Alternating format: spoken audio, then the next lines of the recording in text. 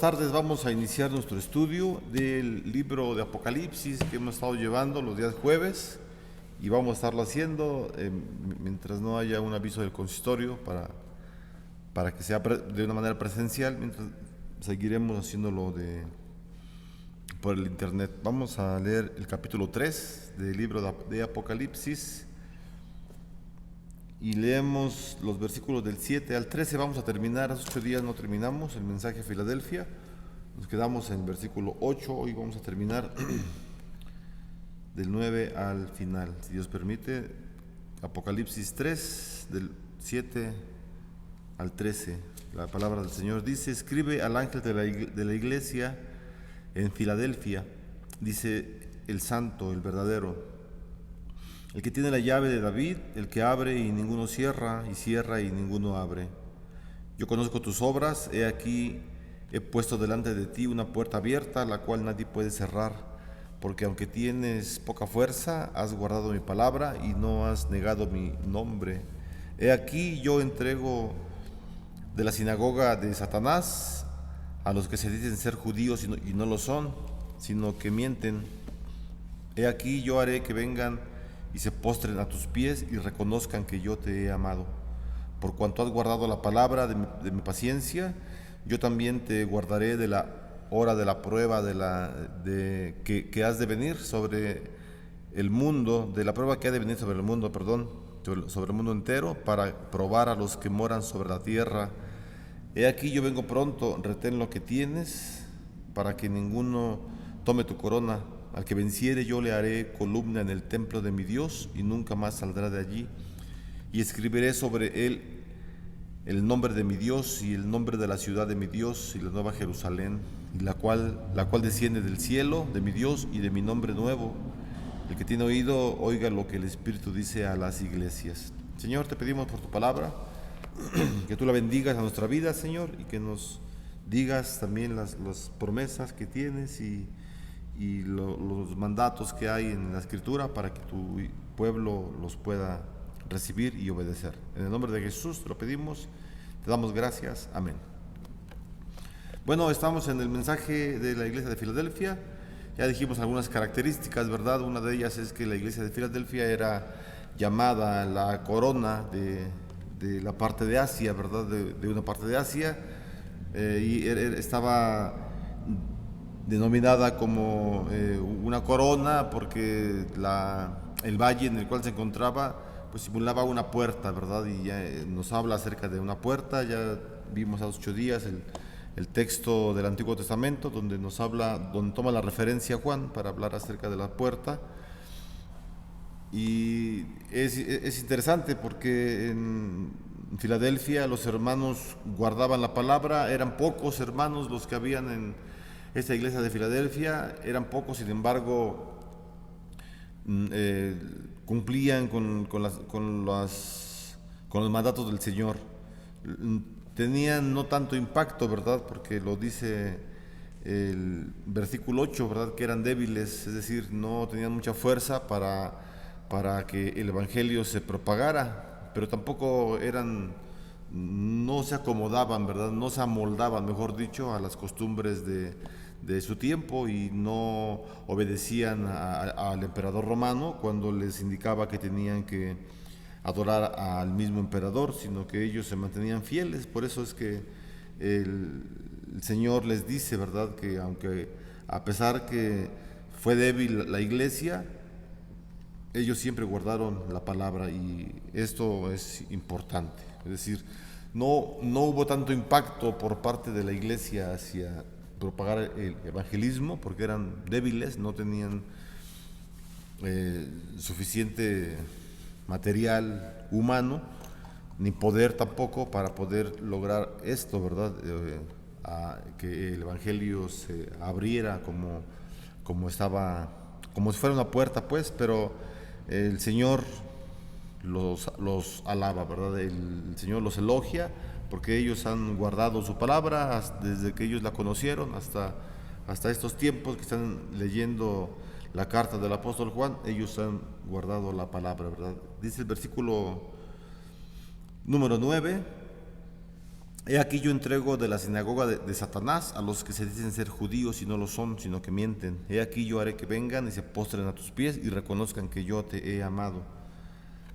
En el versículo 9 vemos una defensa, ¿verdad?, por parte del Señor Jesucristo hacia su iglesia. El Señor Jesús en este versículo está vindicando a su iglesia para que el nombre de la iglesia, el nombre de Él mismo, del Señor Jesús, sea siempre enaltecido a través de esta vindicación que hace el Señor Jesús mismo, ¿verdad?, de la iglesia, pero sobre todo de su nombre. Entonces, por el versículo 9 también podemos detectar que había un conflicto fuerte, ¿verdad?, entre los judíos de la sinagoga que se reunían en la ciudad de Filadelfia, el conflicto con la iglesia. Y los judíos estaban sumamente convencidos de que por su nacionalidad, por su identidad nacional y por su herencia religiosa, estos atributos les convertirían por sí mismo en el pueblo de Dios. Y no, o sea, la palabra nos enseña otra cosa, ¿verdad?, muy distinta. No es por la nación judía que una persona que nazca en el pueblo de Israel, por el simple hecho de nacer, ya es el pueblo del Señor. No, en el Antiguo Testamento Israel fue, claro que sí, fue el pueblo escogido, el pueblo elegido por el Señor para que del pueblo de Israel surgieran, ¿verdad?, aquellos hombres que iban a escribir la palabra. Y sí, toda la Biblia, excepto dos libros, el libro de Lucas y de Hechos, fueron escritos por judíos, por hombres de la nación de Israel.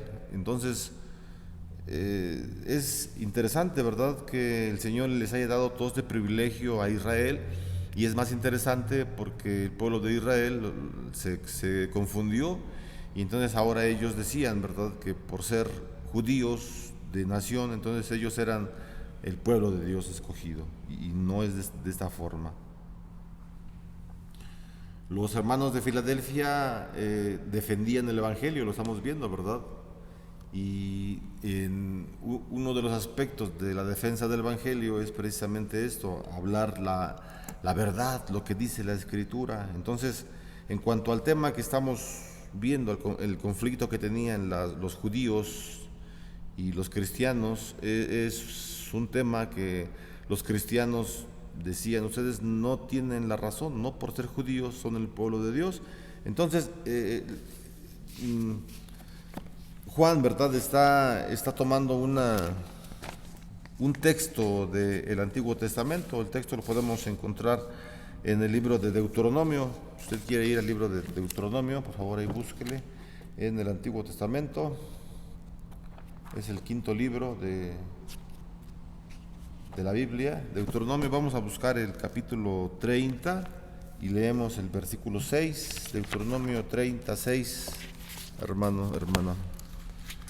Deuteronomio 36 dice la palabra del Señor: y circuncidará Jehová tu Dios tu corazón y el corazón de tu descendencia, para que ames a Jehová tu Dios con todo tu corazón y con toda tu alma, a fin de que vivas.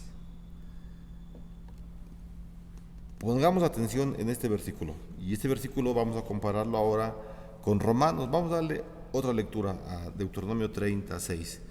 Dice, bueno, el título, ¿verdad? Es importante que veamos el título ahí en el capítulo 30 arriba. Dice, está hablando de las condiciones para la restauración y la bendición del pueblo de Israel. Bueno, si usted quiere leer todo el capítulo, está excelente, pero el versículo 6 es el central. El Señor le está diciendo a los judíos: sí, es importante que ustedes tengan el rito de la circuncisión. Estamos en el Antiguo Testamento, es importante.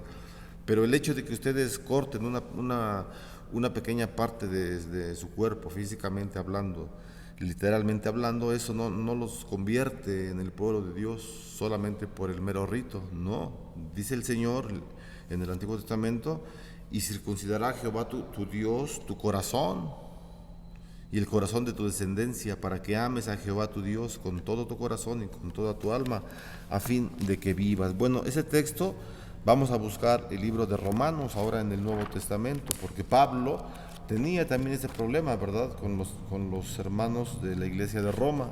Roma, no el Vaticano, sino una iglesia cristiana que se había fundado en Roma, y Pablo les escribe la carta a los romanos. Bueno, en Romanos capítulo número 2, versículo 28 y 29, veamos lo que dice el apóstol Pablo. Dice el versículo 28, pues no es judío el que lo es exteriormente, ni es la circuncisión la que se hace exteriormente en la carne, sino que es judío el que lo es en lo interior, y la circuncisión es la del corazón, en espíritu, no en letra, la alabanza del cual no viene de los hombres, sino de Dios. Entonces, ¿quiénes son verdaderamente el pueblo de Dios? Tanto del Antiguo Testamento como del Nuevo Testamento, todos aquellos que no solamente circuncidaron el prepucio, sino que circuncidaron su corazón, es decir, eliminaron, ¿verdad?, lo negativo, lo impuro que había en su ser. El corazón aquí no es literal, sino el corazón es un sinónimo de las emociones, de los pensamientos, de las intenciones, de lo que somos nosotros, de todo nuestro ser. Así que circuncidar el corazón equivale a esto, a eliminar toda la impureza, todo lo que podamos eliminar de nuestra parte para presentarnos en un sacrificio vivo, santo, agradable al Señor. Bueno, ahora entonces en la iglesia de Filadelfia, y también nosotros, ¿verdad?, porque dice al final de cada una de las cartas, el que tenga oídos para oír, oiga lo que el Espíritu dice a las iglesias. Bueno, ahora es la iglesia, ¿verdad?, la iglesia la que tiene el derecho, la que tenía el derecho en el tiempo del apóstol Juan, a los hermanos de Filadelfia, y la que tenemos todos nosotros en nuestros tiempos, de nombrarnos, ¿verdad?, de recibir el nombre de el Israel de Dios. Realmente ese es un título, ¿no?, que tendría que recibir la iglesia, el Israel de Dios. Sí, Israel como nación fue la iglesia en el Antiguo Testamento, en todo el Antiguo Testamento, hasta que vino Jesús y él cumplió con su ministerio. Entonces ahora ya no es solamente Israel la nación. Ellos tuvieron el privilegio, pero dice el apóstol Pablo en la carta a los Romanos capítulo 11 que el pueblo de Israel perdió esa bendición por desobedecer, por no creer al Señor. Y entonces ahora ya no es solamente Israel parte de la iglesia, sino todo aquel que es circuncidado en el corazón, que cree en Jesucristo, que lo acepta, etcétera. Somos la iglesia y tenemos entonces el derecho de llamarnos el Israel de Dios. ¿De dónde sacamos este texto? O no texto, perdón, esa expresión de Israel de Dios? De la Biblia misma, ¿verdad? Vamos ahora a buscar, por favor, la carta a los Gálatas, ahí atrás, la carta a los Gálatas. Vamos a buscar el capítulo 6 y vamos a leer el versículo 16. Gálatas 6, versículo 16, dice: y a todos los que anden conforme a esta regla, paz y misericordia sea a ellos y al Israel de Dios. Está hablando el contexto, Pablo está diciendo, ¿verdad?, que los gentiles, la gente que también acepte a Jesús, en otras palabras, ¿verdad?, y venga a los pies del Señor, bueno, tienen que practicar lo que la palabra del Señor nos indica, y como consecuencia, dice el versículo 16, y a todos los que anden conforme a esta regla, es decir, una regla de conducta moral, obviamente, paz y misericordia sea a ellos y al Israel de Dios, o serán llamados el Israel de Dios. ¿Quién es el Israel de Dios? La iglesia, no solamente Israel. No, hay una doctrina que enseña esto, ¿verdad? Que cuando venga Jesús por segunda vez, cuando esté reinando en la eternidad, al pueblo de Israel tendrán un lugar especial en el cielo. Eso la Biblia no lo dice. Eso no se dejen engañar. Eso es una doctrina que no es bíblica, es un invento que tiene hace 200 años. Y sí, estoy diciendo un invento humano, porque eso la Biblia no lo enseña. Lo que la Biblia enseña es lo que ya leímos.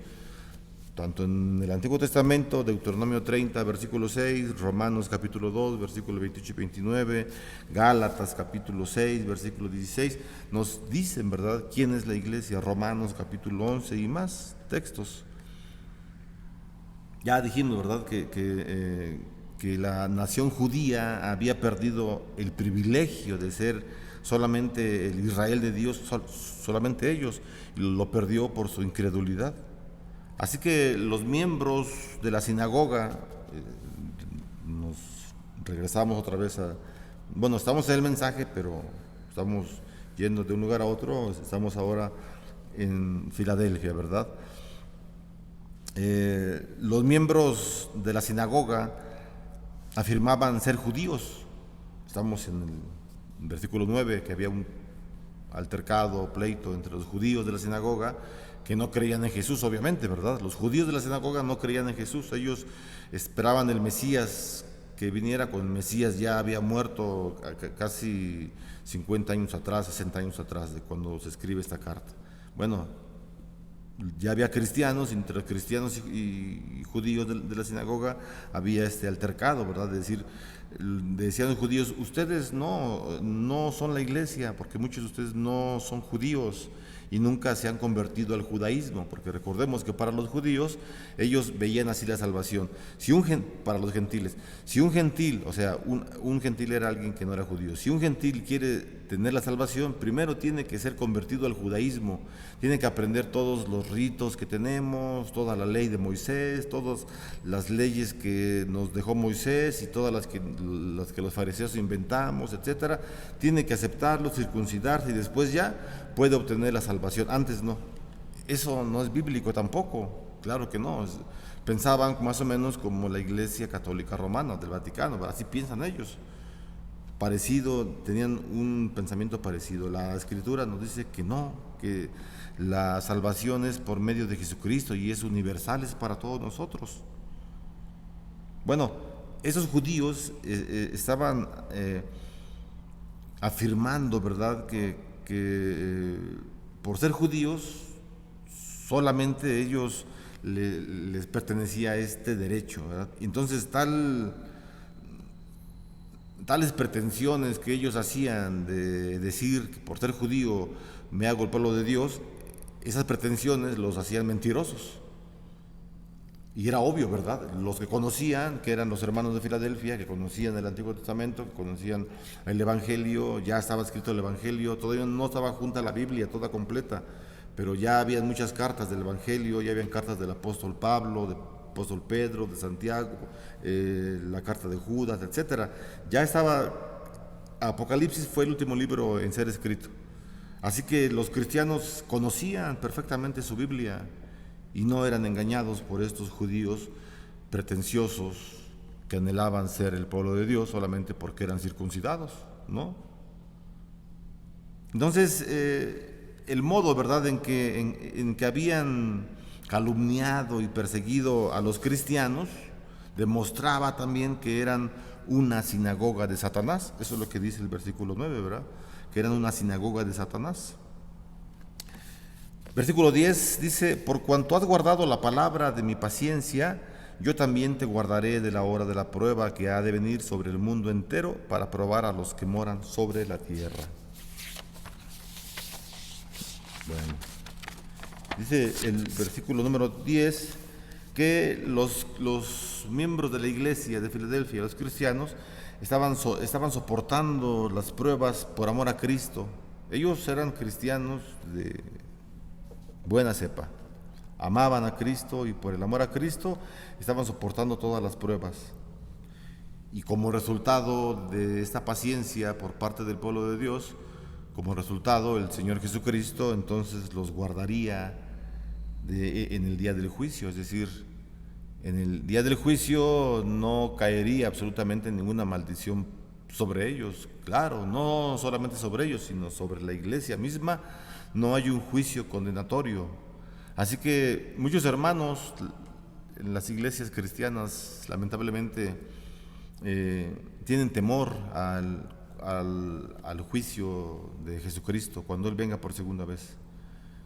Muestran cierto temor y la iglesia no debe tener ningún temor, hermano, porque el juicio que Jesús va a hacer cuando Él venga por segunda vez, ya lo dije, no es un juicio condenatorio para la iglesia. Sí lo es para el mundo que no creyó en Él, claro que sí, y todos sus pecados serán ventilados y expuestos, y definitivamente que sí, pero para la iglesia no, porque Cristo ya murió por nuestros pecados, pasados, presentes y futuros. No tomemos eso para pecar, ¿verdad? Para decir, bueno, vamos a seguir pecando. No, no, no, claro que no. Entonces Jesús les está diciendo, ¿verdad? Una verdad bíblica. No teman, porque en el día del juicio yo los voy a guardar de la ira. La ira es solamente para el mundo, no para la iglesia. El Señor Jesucristo dijo en el Evangelio de Juan, capítulo 17, versículo 15, no te ruego que los saques del mundo, sino que los guardes del maligno. El Señor Jesús está diciendo, ¿verdad?, lo que se conoce como la oración sumo sacerdotal de Jesús hacia sus discípulos, y no solamente a los 12, sino a todos sus discípulos de todas las épocas y en todos los tiempos. El Señor Jesús sabe que están viviendo en el mundo y dice, no te ruego que los saques del mundo, es imposible, sino que los guardes del maligno. Y a los de Filadelfia le está diciendo lo mismo, yo los voy a guardar del maligno, voy a estar con ustedes. ¿Por qué? Porque guardaron mi palabra, porque fueron fieles, porque me amaron, porque defendieron el Evangelio, porque hablaron con denuedo, con fuerza, sin temor, cuando debieron haberlo hecho. Y eso es lo importante para la iglesia, ser fieles, ¿verdad? Lo contrario a otras de las iglesias, ¿verdad? Que ahorita vamos a ver cómo es que para ellos el juicio que el Señor les dijo fue más severo. Bueno, fue severo. Aquí no hay ninguna severidad, no hay ninguna condenación para los de Filadelfia. Así que cuando está hablando, ¿verdad?, de su ira, bueno, ya lo dijimos, está refiriendo a la ira para el mundo. A ellos los va a guardar de todo problema. Ahora veamos cómo es que el Señor se muestra diferente en otras iglesias que con Filadelfia. En Filadelfia le está diciendo que los va a guardar, no tengan problema, ustedes han sido fieles, etcétera, etcétera, ya todo lo que dijimos. Versículo 11. He aquí yo vengo pronto, retén lo que tienes para que ninguno tome tu corona. Veamos cómo es que Cristo se muestra, por ejemplo, a la iglesia de Éfeso, y le habla en el capítulo 2, versículo 5, le dice, recuerda por tanto de dónde has caído y arrepiéntete y haz las primeras obras, pues si no, vendré pronto a ti y quitaré tu candelero de su lugar si no te hubieres arrepentido. O sea, si no te arrepientes, iglesia de Éfeso, vendré sobre ti y quitaré tu iglesia. Eso es lo que significa candelero, ya lo vimos, ¿verdad? Por la historia, ya lo dijimos, ya lo platicamos, por la historia, por los padres de la iglesia, etcétera. Vemos que la iglesia de Éfeso se arrepintió, pero lo que demanda Jesús es muy severo, ¿verdad? Dice, arrepiéntete, si no vendré pronto. Eso fue a Éfeso. A Pérgamo, veamos cómo le hablan en el capítulo 2, versículo 16. 2:16. Por tanto, arrepiéntete, pues si no, vendré a ti pronto y pelearé contra ellos con la espada de mi boca. Les pide que se arrepienten, ¿verdad? Sardis también, capítulo 3, versículo 3. Dice, acuérdate pues de lo que has recibido y oído y guárdalo y arrepiéntete. Pues si no velas, vendré sobre ti como ladrón y no sabrás a qué hora vendré sobre ti. Es decir, el Señor les está hablando muy fuertemente a esas tres iglesias, pero a Filadelfia a Filadelfia le habla, y a Esmirna les habla de una forma muy, muy, muy diferente. A las únicas dos iglesias que les habla de una forma elogiada, que los alaba, es a Esmirna y a Filadelfia, ¿verdad?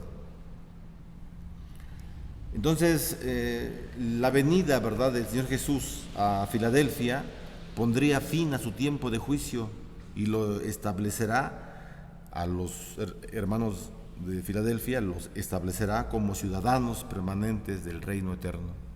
Eso es lo que está diciendo, ¿verdad?, que los va a firmar como ciudadanos eternos, no solamente temporales, sino como ciudadanos eternos del reino eterno, ¿verdad? O sea, es obvio, si es un reino eterno, y van a ser ciudadanos eternos de ese reino eterno.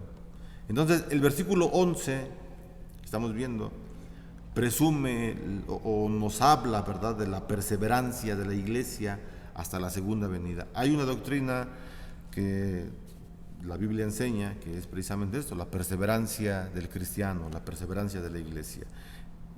Filipenses nos dice Pablo, ¿verdad?, que el que comenzó la buena obra en nosotros, él mismo la va a concluir hasta la venida del Señor. Es decir, nos llama el Señor imperfectos como somos, porque todos somos imperfectos, nos llama a la iglesia y empieza una restauración, empieza el tiempo que se conoce como la conversión.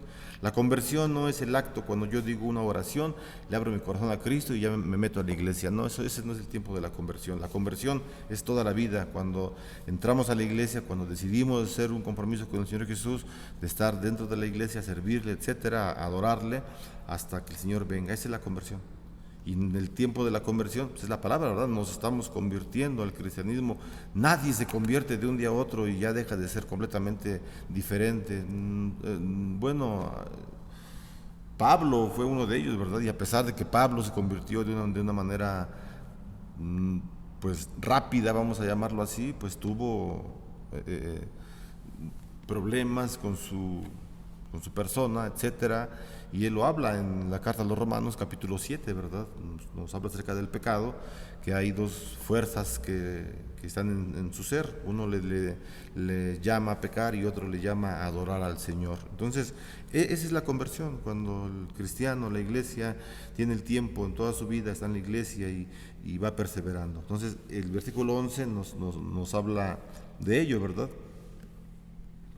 Y bueno, puesto que el fin no está lejos, pues han de retener lo que tienen los hermanos de Filadelfia, ¿verdad? Dice el versículo 11, he aquí yo vengo pronto, retén lo que tienes para que ninguno tome tu corona. Entonces el fin no está lejos y entonces ellos tienen que retener lo que tienen. ¿Qué es lo que tienen? La fe en Cristo. La fe, y eso es importante. Nos podemos carecer de muchas cosas, de lo que podemos hacer una lista. Podemos carecer de papás, de hermanos, de amor, de dinero, de compañía, podemos carecer de todo, pero menos podemos carecer de fe en Cristo Jesús. Los cristianos, claro, estoy hablando de cristianos. Y los de Filadelfia es lo que tenían. Ellos habían guardado esto, la fe en Jesucristo. Y no solamente la fe en Jesucristo, sino también la obediencia a la palabra de Cristo. Y entonces el Señor les dice, bueno, en el versículo 11, retén lo que tienes. O sea, el Señor Jesús les dice, retén tu fe, retén la fe que tiene y obedece la fe, obedece tu fe. Y así entonces nadie te va a arrebatar tu corona de gloria, la corona que tú mereces. Versículo 12. Al que venciere yo le haré columna en el templo de mi Dios, y nunca más saldrá de allí, y escribiré sobre él el nombre de mi Dios y el nombre de la ciudad de mi Dios, la nueva Jerusalén, la cual desciende del cielo de mi Dios, y mi nombre nuevo. Entonces a los vencedores, ¿verdad?, se les promete ser columnas en el templo de Dios. Juan está usando una figura literaria, ¿verdad? Como la puerta. Jesús dice, yo soy la puerta. No que Jesús era una puerta, ¿verdad?, que tuviera chapa y un seguro, llave. No. O sea, son figuras literarias para expresar algo. Aquí Juan está usando esta figura literaria, ¿verdad?, para transmitir la idea de estabilidad y permanencia. En otras palabras, el Señor le está diciendo a ustedes de Filadelfia, los voy a mantener estables en su iglesia. Van a ser estables porque han retenido su fe, han guardado su fe, han obedecido su fe. Entonces es obvio, ¿verdad?, que el Señor nos recompensa y le va a decir, ustedes los voy a mantener estables en su iglesia. Van a ser estables, van a ser pilares en la iglesia. Y hay otros textos en el Nuevo Testamento que también nos habla, ¿verdad?, de que Santiago era el pilar de la iglesia en Jerusalén. La misma palabra del Señor es el pilar, es el fundamento de nuestra fe. Así que a estos hombres de Filadelfia les va a dar esta bendición, les promete ser columnas en el templo de Dios. Van a estar de una manera permanente y estables dentro de su templo, dentro de su iglesia. Otra promesa también que nos habla el versículo 12 es que Cristo escribirá en ellos el nombre de su Dios, el nombre de la ciudad de Dios y su nombre nuevo. Y el propósito, ¿verdad?, de esta triple inscripción es mostrar que los fieles creyentes pertenecen a Dios, son ciudadanos de la Nueva Jerusalén y mantienen una especial relación con Cristo. En el Antiguo Testamento, en Éxodo capítulo 28, versículo 36 y 38, usted lo puede ver, Éxodo 28, versículo 36 y 38, nos dice que el sumo sacerdote Aarón, hermano de Moisés, llevaba una lámina de oro con la inscripción Santo al Señor. En Apocalipsis 7.3, vamos a verlo rápido ahorita, se menciona que los siervos de Dios son sellados en la frente. Apocalipsis 7.3, ahí rápidamente dice, diciendo, no hagáis daño a la tierra, ni al mar, ni a los árboles, hasta que hayamos sellado en su frente a los siervos de nuestro Dios. También en Apocalipsis 14.1 dice la Escritura que la iglesia, los cristianos son sellados con el nombre del Cordero y de su Padre. Apocalipsis 14.1 dice, después miré y he aquí el Cordero estaba en pie sobre el monte de Sión y con él 144,000 que tenían el nombre de él y el nombre de su Padre escrito en la frente. Los 144,000 lo vamos a explicar cuando lleguemos al capítulo 14. Somos la iglesia. Es la iglesia del Señor de todos los tiempos. No son literalmente solamente 144,000 de Israel, como dicen muchos hermanos. No. Es la iglesia completa. Entonces, estamos viendo textos, ¿verdad?, en donde podemos relacionar lo que estamos hablando para que pues miremos que la Biblia por sí misma se interpreta. No estamos tomando otros textos, ¿verdad? No textos, sí, bueno, otros textos de otros libros. Estamos considerando la palabra del Señor, mirando lo que dice el versículo 12, comparándolo con otros versículos de la misma Escritura, para ver las palabras de Cristo que son ciertas y son verdaderas, ¿verdad? Asimismo también el mismo nombre nuevo de Cristo simboliza la plena revelación de su carácter que aguarda la segunda venida. Rápidamente ahí, capítulo 19, versículo 12, vamos a ver lectura.